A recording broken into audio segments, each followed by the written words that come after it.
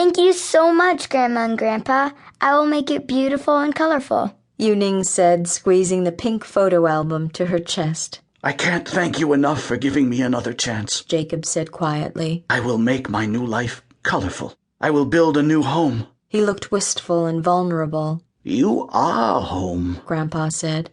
This is your home, Grandma added. Tears filled Jacob's eyes. How can I ever thank you?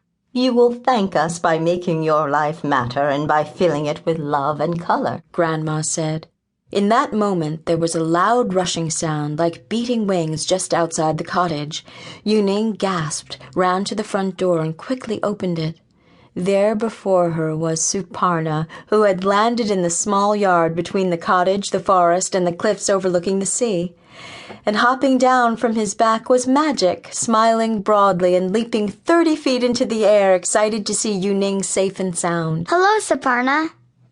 I'm sorry I never returned to tell you where I went after I left you in the meadow this morning. That's all right, Yuning.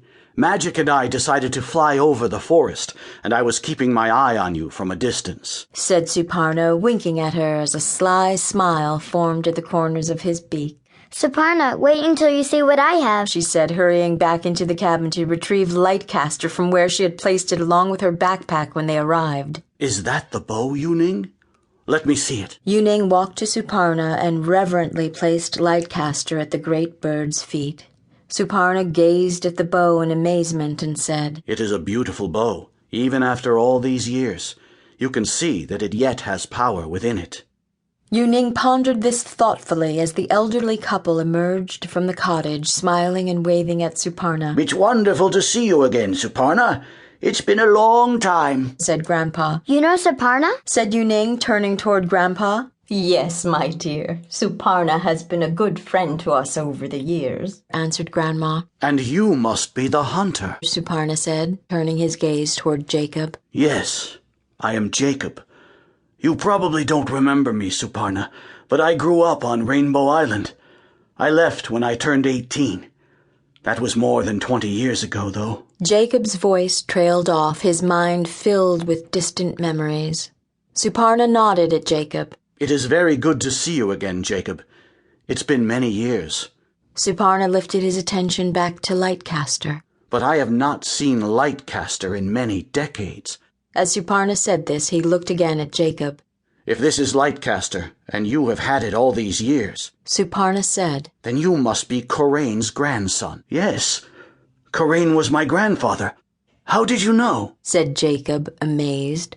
I knew many of the Dark Renders, and was a scout for the Dark Render army. Your grandfather was legendary, Jacob. He was known as the greatest archer in Darkendia.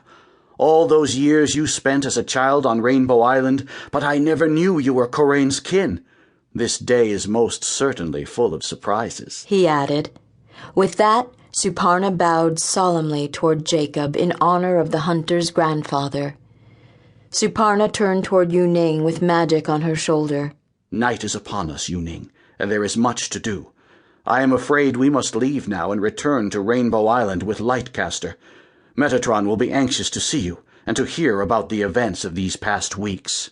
Yuning hugged Grandma and Grandpa and thanked them for their help. She turned to Jacob, whose eyes sparkled. He gave Yuning a long, strong hug. I can never repay you, Yuning, he whispered in her ear. You believed in a stranger, and that stranger is now your friend for life. If you ever need anything, you know where to find me. Won't you come back with us, Jacob? I know that Metatron would love to see you again after all these years. No, Yuning, not now. My place is here. It's time that I started to give back to Pelova, as I have taken much from it over these past years. But I promise to visit you someday soon, Jacob added. She walked to Suparna, placed Magic gently inside the outer pocket of her backpack, lashed it to the harness, and tied Lightcaster crossways behind the saddle. Goodbye, everyone, croaked Magic, who smiled from ear to ear. As Suparna, Yuning, and Magic lifted off from the grassy knoll next to the cabin, the moon began to rise over the ocean. Its light cast a beam across the glassy sea, which Suparna followed into the night, a gleaming beacon that led them safely back to the familiar shores of Rainbow Island. To keep listening to this audiobook, I've left you a link in the description so you can do it, at no cost thanks to Audible's 30-day free trial.